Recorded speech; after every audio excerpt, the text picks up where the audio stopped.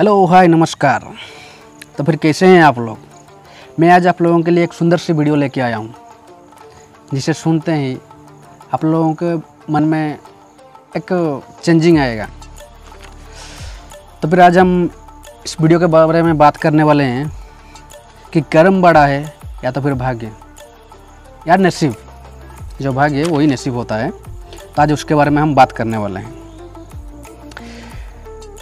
युग युग से ये सवाल सुनते आ रहे हैं कि भाग्य बड़ा या कर्म।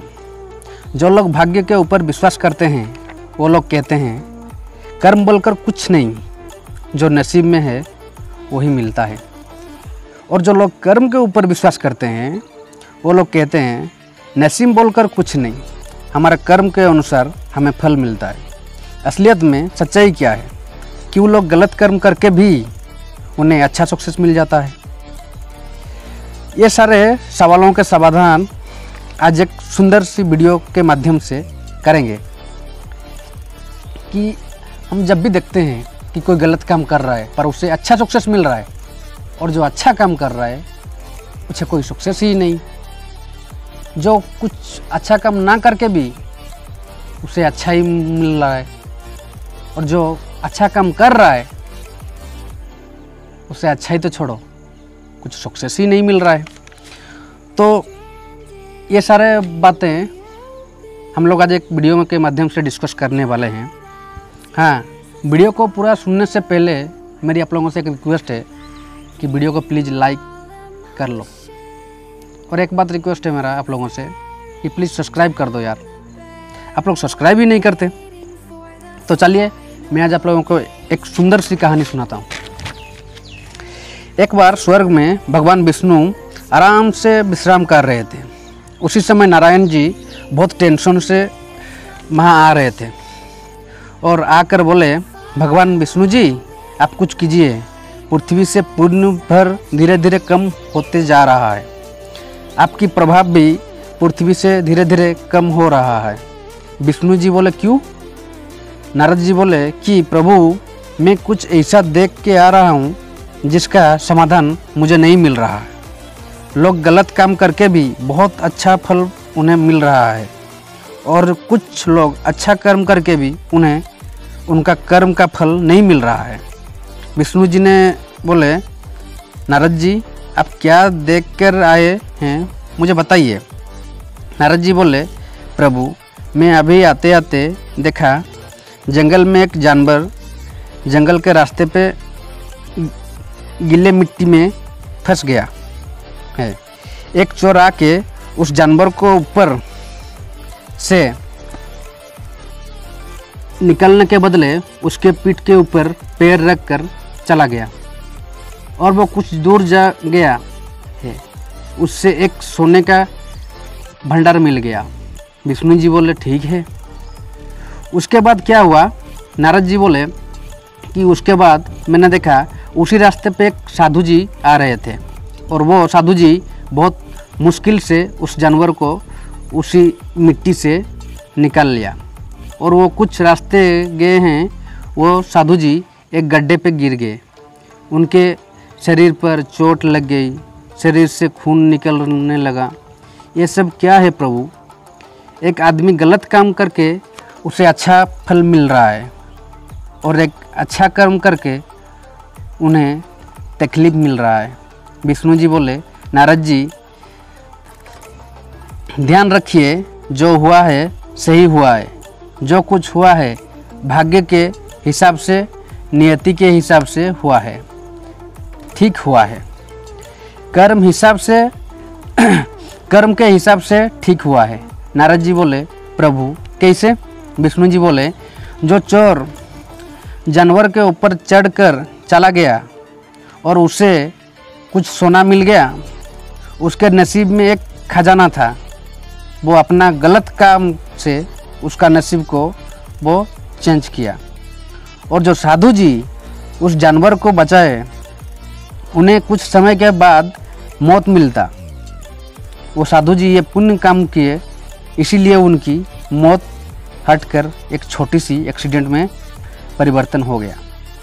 अब आप बताइए नारद जी, कर्म के हिसाब से नियति के हिसाब से और भाग्य के हिसाब से ठीक हुआ है कि नहीं। नारद जी चुप रहे। असलियत में हमारे भाग्य हमारे कर्म के अनुसार ही होता है। हम लोग जैसे कर्म करते हैं वैसे हमारे नसीब में मिलता है। आज आप जिससे देख रहे हैं वो गलत काम करके भी उससे अच्छा फल मिल रहा है।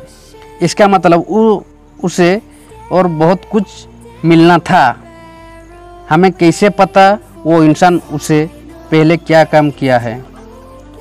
हो सकता है वो पहले कुछ अच्छा काम किया है जो हमें पता नहीं।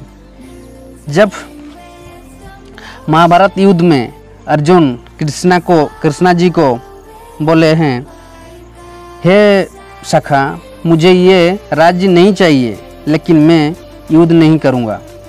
मेरा भाग्य परिवर्तन करने का ज़रूरत नहीं। उसी टाइम श्री कृष्णा जी ने अर्जुन से बोले हैं, हे अर्जुन, राज्य मिलेगा या नहीं वो तुम्हारे नसीब में है या नहीं वो तुम्हें पता नहीं, लेकिन कर्म और ये युद्ध तुम्हारे हाथों में है। इसे तुम्हें करना ही पड़ेगा। हम सबको हमारे भाग्य के बारे में पता नहीं, लेकिन जो दिखता नहीं हम उसी से प्रतिशत विश्वास करते हैं। थोड़ा सा कुछ हार गए तो हम कहते हैं वो हमारे भाग्य में नहीं है। भाग्य किसने देखा है, पर हमें उसे 100% विश्वास करते हैं। लेकिन जो कर्म जो हमारे हाथ में है हम उसे नहीं देते हैं। इसीलिए भाग्य ऊपर भरोसा ना करके कर्म के ऊपर भरोसा कीजिए, क्योंकि कर्म से भाग्य निर्धारित होता है। आज के कर्म से काल की भविष्य बनता है। इसीलिए सब कर्म के ऊपर विश्वास और भरोसा रखना चाहिए। और कर्म क्या है? कर्म सिर्फ शरीर के माध्यम होता हो ऐसा तो नहीं, आपके विचारों में आता होगा। एक भावना भी एक कर्म है। आप अगर आपकी सही विचारों में सच्चाई के कुछ सोच रखे हैं वो आपको अच्छी फल अवश्य देगी। इसीलिए हर कोई ये करना ज़रूरी है कि सबकी मदद करना, सबको सम्मान देना और सबको खुश रखना। ये भी सब अच्छा कर्म ही है। और भगवान ने दिया हुआ ये सुंदर हाथों में सही कर्म करने की कोशिश कीजिए, क्योंकि आज की कर्म ही काल की भाग्य को निर्धारित करेंगे।